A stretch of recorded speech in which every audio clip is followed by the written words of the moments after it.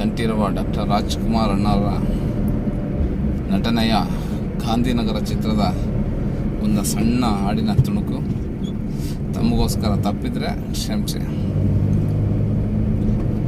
ಕಾಣದ ಊರಲಿ ನೀ ಕುಳಿತಿರುವೆ, ಎಲ್ಲರ ಕಥೆಯ ನೀ ಬರೆದಿರುವೆ,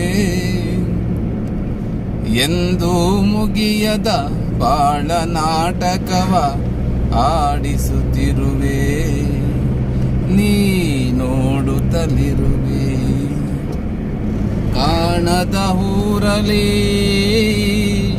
ನೀ ಕುಳಿತಿರುವೆ, ಎಲ್ಲರ ಕಥೆಯ